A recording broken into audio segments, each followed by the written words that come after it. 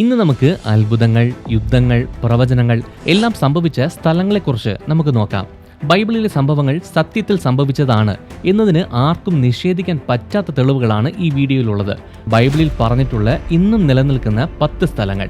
അതിനെക്കുറിച്ച് വിശദമായി നമുക്ക് ഈ വീഡിയോയിൽ നോക്കാം. ഈ ചാനൽ ആദ്യമായിട്ടാണ് നിങ്ങൾ കാണുന്നതെങ്കിൽ സബ്സ്ക്രൈബ് ചെയ്യുക. നമുക്കിനി വീഡിയോയിലേക്ക് കടക്കാം.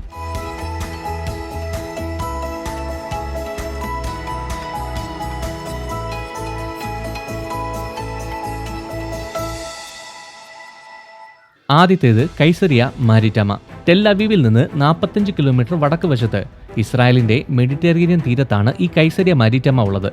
മഹാനായ ഹേരോദാവ് സ്ഥാപിച്ച ഈ നഗരം ഇപ്പോൾ ശ്രദ്ധേയമായ ഒരു ദേശീയ പുരാവസ്തു പാർക്കാണ്. ബൈബിൾ വിശ്വസിക്കുന്ന ക്രിസ്ത്യാനികൾക്കുള്ള ഏറ്റവും പ്രധാനപ്പെട്ട തെളിവുകളിലൊന്ന് ഇവിടെ കണ്ടെത്തിയിട്ടുണ്ട്. യേശുവിനെ ക്രൂശിക്കാൻ ഏൽപ്പിച്ച മനുഷ്യനായ പൊന്തിയോസ് പീലാത്തോസ് സത്യത്തിൽ ജീവിച്ചിരുന്ന മനുഷ്യനാണോ എന്നത് സ്ഥിരീകരിക്കുന്ന ഒരു കല്ല് കണ്ടെത്തിയിട്ടുണ്ട്. പൊന്തിയോസ് പീലാത്തോസ് സത്യത്തിൽ ജീവിച്ചിരുന്ന ആളല്ല, ചരിത്രപരമായ തെളിവുകൾ ഒന്നും തന്നെ ഇല്ലാത്ത ഒരു ബൈബിൾ കഥാപാത്രം മാത്രമാണ് എന്ന് വർഷങ്ങളോളം പല ആളുകളും വിചാരിച്ചിരുന്നു.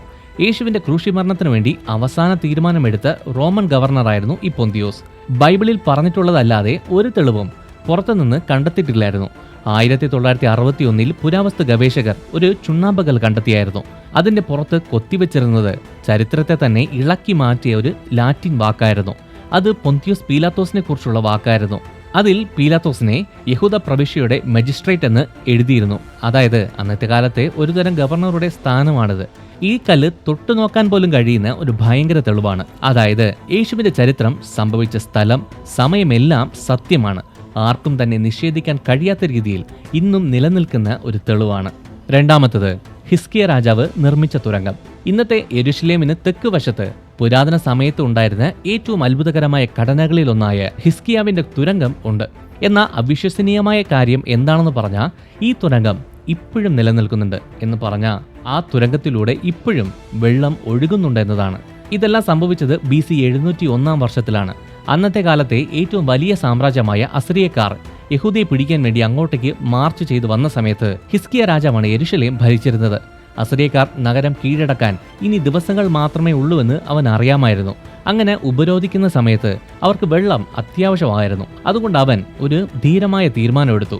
ഹിസ്കിയ രാജാവ് കുളവും കനാലും നിർമ്മിച്ച് നഗരത്തിലേക്ക് വെള്ളം കൊണ്ടുവന്നതായിട്ട് ബൈബിൾ വിവരിക്കുന്നുണ്ട്. ആധുനിക ഉപകരണങ്ങൾ ഒന്നും ഇല്ലാതെ തന്നെ ഭൂമിക്കടിയിലൂടെ ഈ തുരങ്കം കൈകൊണ്ട് കൊത്തിയുണ്ടാക്കി. ഇത് ഏകദേശം 1 കിലോമീറ്ററോളം നീളമുള്ളതാണ്. ഇത് ചെയ്തെടുക്കാൻ വേണ്ടി 2 ഗ്രൂപ്പ് തൊഴിലാളികൾ എതിർവശങ്ങളിൽ നിന്ന് കുഴിക്കാൻ തുടങ്ങി. ഇങ്ങനെ പാറയിൽ അടിക്കുമ്പോൾ ഉണ്ടാകുന്ന ശബ്ദം കേട്ട് മാത്രം അവർ കുഴിച്ചു തുടങ്ങി. 1880 പുരാവസ്തു ഗവേഷകർ തുരങ്കത്തിനുള്ളിൽ അവിശ്വസനീയമായ ഒരു കാര്യം കണ്ടുപിടിച്ചു. എന്താണെന്ന് പറഞ്ഞാൽ 2 ഗ്രൂപ്പുകളും എങ്ങനെ കറക്റ്റ് നേരെ കണ്ടുമുട്ടി എന്നുള്ള കാര്യം ഹീബ്രു ഭാഷയിൽ എഴുതിയ ഒരു പുരാതന ലിഖിതം. അതിൽ ഇങ്ങനെയാണ് പറയുന്നത്: 3 മുഴം മാത്രം ബാക്കിയുള്ള സമയത്ത് അവർ ഉറക്കെ സംസാരിച്ചു. ആ ശബ്ദം മറ്റേ ഗ്രൂപ്പ് കേട്ടു. അവർക്കിത് കറക്റ്റായിട്ട് ചെയ്തെടുക്കാൻ കഴിയില്ല എന്നവർ വിചാരിച്ചു. പക്ഷെ അവർ കറക്റ്റ് പോയിന്റിൽ കണ്ടുമുട്ടി. ഇത് അന്നുണ്ടായിരുന്നതിൽ വെച്ച് ഏറ്റവും വലിയ അത്ഭുതമായിരുന്നു എന്നതാണ്. തുരങ്കത്തിന് ചെറിയ രീതിയിലുള്ള ചെരിവുണ്ടായിരുന്നു. ഈ ചെരിവ് കാരണം വെള്ളം നല്ല സുന്ദരമായി അതിലൂടെ ഒഴുകാൻ തുടങ്ങി. 2700 വർഷങ്ങൾ കഴിഞ്ഞിട്ടും ഇപ്പോഴും അതിലൂടെ വെള്ളം ഒഴുകുന്നുണ്ട്. വളരെ കൃത്യമായ ഒരു ശാസ്ത്രീയ പരിശോധനയിലൂടെ ഈ തുരങ്കത്തിന്റെ പ്രായം നിർണ്ണയിക്കാൻ ഉപയോഗിക്കുന്ന കാർബൺ 14 ഡേറ്റിംഗ് ഉപയോഗിച്ച് ബൈബിൾ പറയുന്നത് പോലെ തുരങ്കം BC 700 നിർമ്മിച്ചതാണെന്ന് 2023 കണ്ടുപിടിച്ചു. ഈ തുരങ്കത്തിൽ നിന്ന് ഒഴുകുന്ന വെള്ളം ഒരു പ്രത്യേക സ്ഥലത്തേക്കാണ് ഒഴുകുന്നത്. അതാണ് ഷീലോഹാം കുളം. ഈ ഷീലോഹാം കുളത്തിൽ ഒരുപാട് അത്ഭുതങ്ങൾ സംഭവിച്ചിട്ടുണ്ട്. അതിനെക്കുറിച്ച് വരുന്ന പോയിന്റുകളിൽ നമുക്ക് നോക്കാം. മൂന്നാമത്തേത് കഫർനഹൂം. ഗലീല കടലിന്റെ തീരത്തുള്ള ടെൽ ഹമ്മിലാണ് ഇപ്പോൾ കഫർനഹൂമിന്റെ അവശിഷ്ടങ്ങളുള്ളത്. 1894 യേശു മറ്റേതൊരു സ്ഥലത്തെക്കാളും കൂടുതൽ അത്ഭുതങ്ങൾ ചെയ്ത നഗരമായ കഫർനഹൂം എന്ന് പറയുന്ന ലിഖിതങ്ങൾ കണ്ടെത്തിയതിനു ശേഷം ഫ്രാൻസിഷ്യൻസ് ഈ സ്ഥലം മനസ്സിലാക്കി. ലോകത്തെ മാറ്റിമറിച്ച ഒരു ആത്മീയ വിപ്ലവത്തിന്റെ പ്രഭകേന്ദ്രമായിരുന്നു ഈ കഫർനഹൂം. യേശു ഈ ഭൂമിയിൽ മനുഷ്യനായി ജീവിച്ചിരുന്ന സമയത്ത് അദ്ദേഹത്തിന് ഏറ്റവും ഇഷ്ടപ്പെട്ട ഒരു പ്രധാന സ്ഥലമായിരുന്നു ഇത്. ഏറ്റവും കൂടുതൽ അത്ഭുതങ്ങൾക്ക് സാക്ഷ്യം വഹിച്ച നഗരം ഭൂമുഖത്ത് നിന്ന് എങ്ങനെ അപ്രത്യക്ഷമായെന്ന് ആർക്കും തന്നെ അറിയില്ല. 4-ാം നൂറ്റാണ്ടിൽ നിർമ്മിച്ച ഒരു മാർബിൾ സിനഗോഗിന് താഴെ പുരാവസ്തു ഗവേഷകർ കറുത്ത കല്ലുകൊണ്ട് നിർമ്മിച്ച അതിലും പഴയ ഒരു സിനഗോഗിന്റെ അവശിഷ്ടങ്ങൾ കണ്ടെത്തി. യേശു പഠിപ്പിച്ച സിനഗോഗായിരുന്നു അത്. 2ാം ദൈവാലയ കാലഘട്ടത്തിലെ നാണയങ്ങളും പുരാതന മൺപാത്ര കഷ്ണങ്ങളും അതിൽ നിന്ന് കണ്ടെത്തി. ഇത് യേശുവിന്റെ കാലം മുതലേ ഉള്ള സ്ഥലമാണെന്ന് പുരാവസ്തു ഗവേഷകർ സ്ഥിരീകരിച്ചു. 4-ാമത്തത് ഗലീല കടൽ. വടക്കൻ ഇസ്രയേലിലുള്ള ഗലീലക്കടൽ ഇന്ന് കെന്നത്രേത്ത് തടാകം എന്നാണ് അറിയപ്പെടുന്നത്. സമുദ്രനിരപ്പിൽ നിന്ന് 650 അടി താഴെ സ്ഥിതി ചെയ്യുന്ന ഒരു ചൂടുള്ള ശുദ്ധജല തടാകമാണിത്. യേശു ചെയ്ത ശുശ്രൂഷയിൽ ഏറ്റവും അത്ഭുതകരമായ ചില സംഭവങ്ങൾ ഇവിടെ നടന്നിട്ടുണ്ട്. ഈ തടാകത്തിന്റെ അടുത്ത് വെച്ചാണ് അദ്ദേഹം തന്റെ ആദ്യ ശിഷ്യന്മാരെ തെരഞ്ഞെടുത്തത്, ഒരു കൊടുങ്കാറ്റിനെ ശാന്തമാക്കിയത്, അതിലെ വെള്ളത്തിന്റെ മുകളിലൂടെ നടന്നതുപോലും. എന്നിരുന്നാലും ഈ തടാകം ആ സ്ഥലം തന്നെയാണ് എന്ന് തിരിച്ചറിയാൻ ഒരു മാർഗവുമില്ലായിരുന്നു. ആ കാലഘട്ടത്തിൽ ഉപയോഗിച്ചിരുന്ന ഒരു മത്സ്യബന്ധന ബോട്ടും അതുവരെ കണ്ടെത്തിയിട്ടില്ലായിരുന്നു. 1986 ഇത് മാറിമറിഞ്ഞു. വരൾച്ച കാരണം തടാകത്തിലെ വെള്ളം കുറയാൻ തുടങ്ങി. മത്സ്യത്തൊഴിലാളികളായ 2 സഹോദരന്മാർ കരയിൽ നടക്കുന്ന സമയത്ത് ചെളിയിൽ നിന്ന് പുറത്തേക്ക് നീണ്ടു നിൽക്കുന്ന ഒരു സംഭവം അവർ കണ്ടു. അത് പുരാതനമായ ഒരു മരമായിരുന്നു. അതിൽ നിന്ന് പുരാവസ്തു ഗവേഷകർ അവിശ്വസനീയമായ ഒരു കാര്യം സ്ഥിരീകരിച്ചു. 1-ാം നൂറ്റാണ്ടിൽ ഉപയോഗിച്ച ഒരു ബോട്ടാണത്. കൃത്യമായി പറഞ്ഞ യേശുവിന്റെ കാലത്ത് ഉപയോഗിച്ചിരുന്ന ഒരു ബോട്ട്. റേഡിയോ കാർബൺ ഡേറ്റിംഗിലൂടെ ഈ കപ്പൽ AD 40 ഉപയോഗിച്ച ബോട്ട് ആകാനാണ് സാധ്യത എന്ന് കണ്ടുപിടിച്ചു.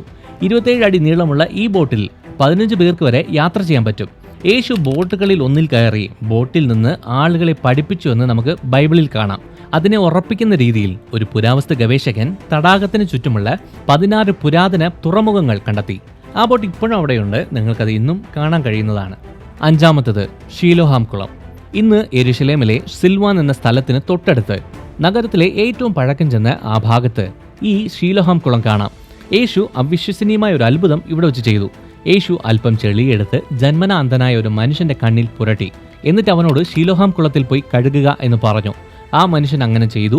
ജീവിതത്തിൽ ആദ്യമായി അവന് സകലതും കാണാൻ കഴിഞ്ഞു. നൂറ്റാണ്ടുകളായിട്ട് സഞ്ചാരികളും വിശ്വാസികളും ഒരു ചെറിയ കുളം കണ്ടെത്തി. അവിടെയാണ് ഈ അത്ഭുതം സംഭവിച്ചതെന്ന് അവർ വിശ്വസിച്ചു.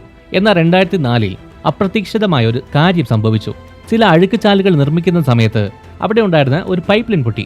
അങ്ങനെ തൊഴിലാളികൾ ചില പുരാതന സ്റ്റെപ്പുകൾ കണ്ടെത്തി. അത് ശരിക്കും പറഞ്ഞ യേശുവിന്റെ കാലത്തുണ്ടായിരുന്ന അതേ ഷീലോഹാം കുളത്തിന്റെ അവശിഷ്ടങ്ങളായിരുന്നു. ഈ കണ്ടെത്തൽ എല്ലാവരെയും ഞെട്ടിക്കുന്നതായിരുന്നു. 5 പടി വീതമുള്ള 3 തട്ടുകളുള്ള ഒരു കുളം.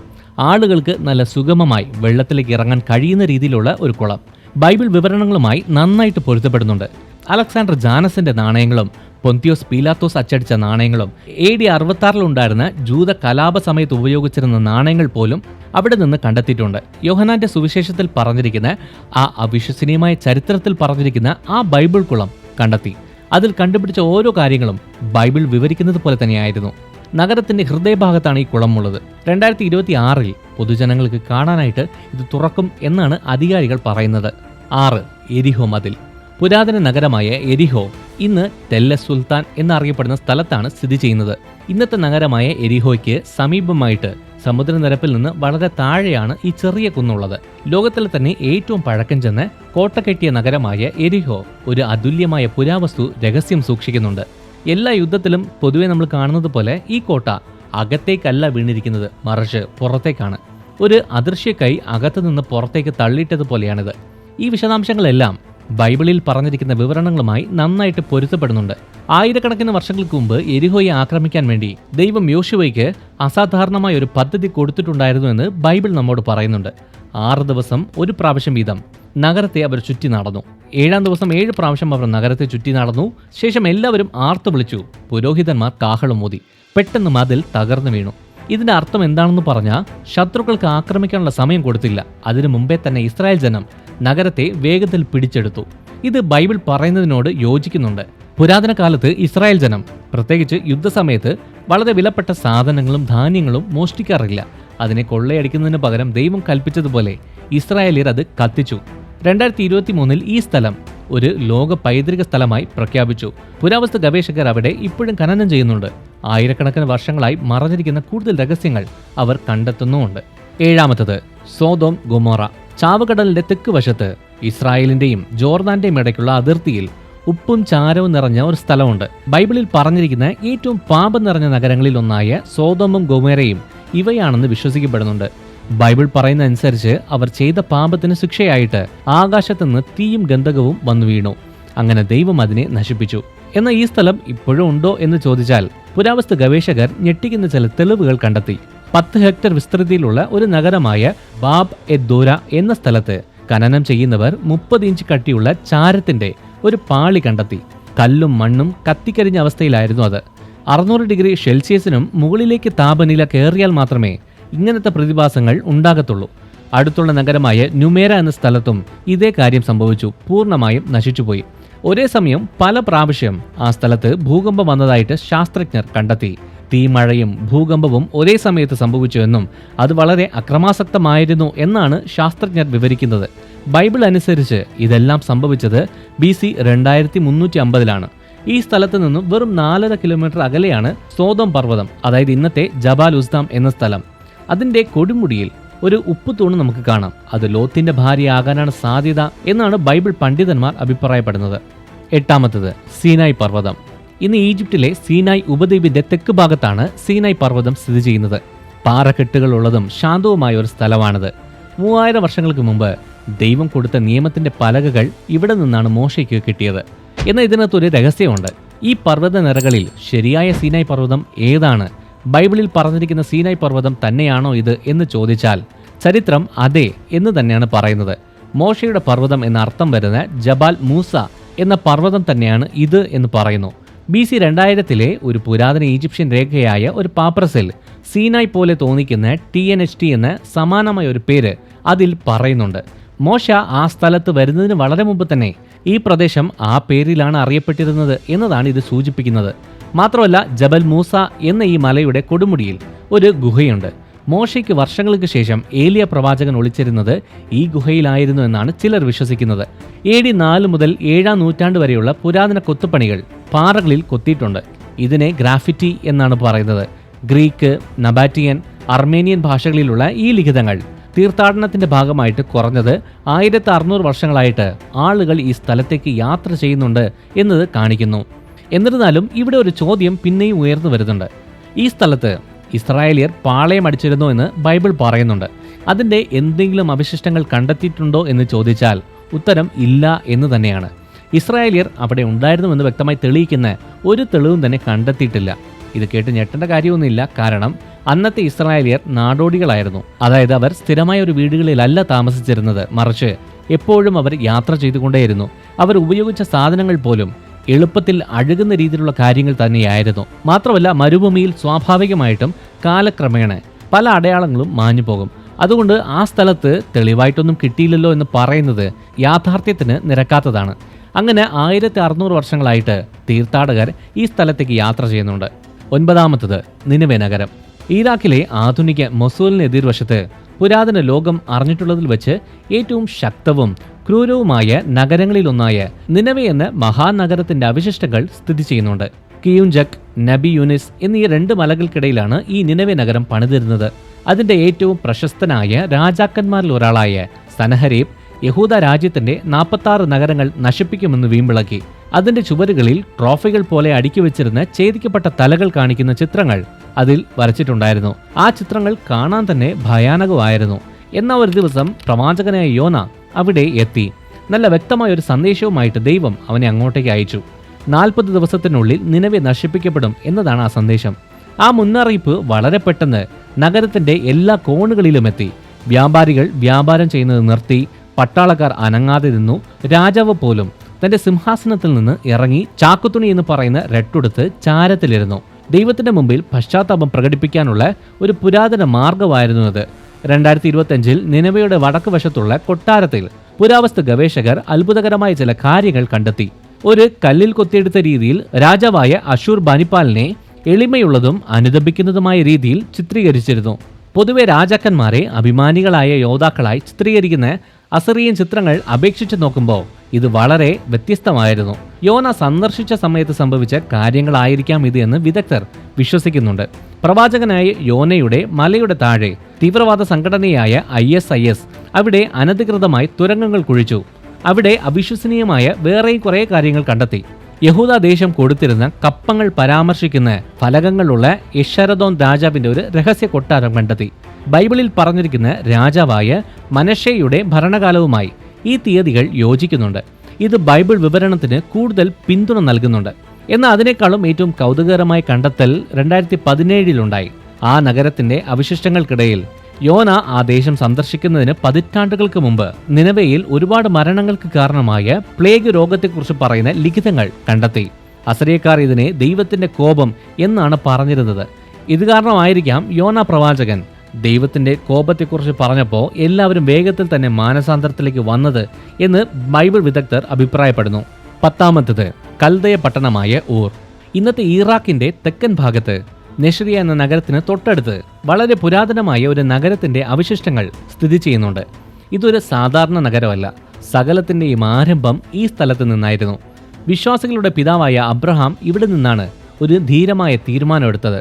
ദൈവം പറഞ്ഞ ഒരു വാഗ്ദത്തത്തിനു വേണ്ടി അന്നത്തെ കാലത്തെ ഏറ്റവും സമ്പന്നവും പുരോഗമിച്ചതുമായ നഗരം ഉപേക്ഷിക്കാൻ അവൻ തീരുമാനിച്ചു. ഊരെന്ന് പറയുന്ന നഗരം ഒരു പ്രധാനപ്പെട്ട കേന്ദ്രമായിരുന്നു. ചന്ദ്രദേവനായ നായയെ ആരാധിച്ചിരുന്ന സ്ഥലമായിരുന്നു ഇത്. ഇന്നും നിങ്ങൾക്ക് അതിനെ ആരാധിച്ചിരുന്ന സ്ഥലങ്ങൾ കാണാൻ പറ്റും. ഒരുതരം പിരമിഡ് ആകൃതിയിലുള്ള ക്ഷേത്രമാണിത്. ഇത് ആദ്യം പണിതത് നെബോഡൈനസ് രാജാവായിരുന്നു. നൂറ്റാണ്ടുകൾക്ക് ശേഷം സദ്ദാം ഹുസൈൻ അതിൻ്റെ അറ്റകുറ്റപ്പണികൾ ചെയ്തു. 2023 ഈ സ്ഥലം വിനോദസഞ്ചാരികൾക്ക് വേണ്ടി തുറന്നു.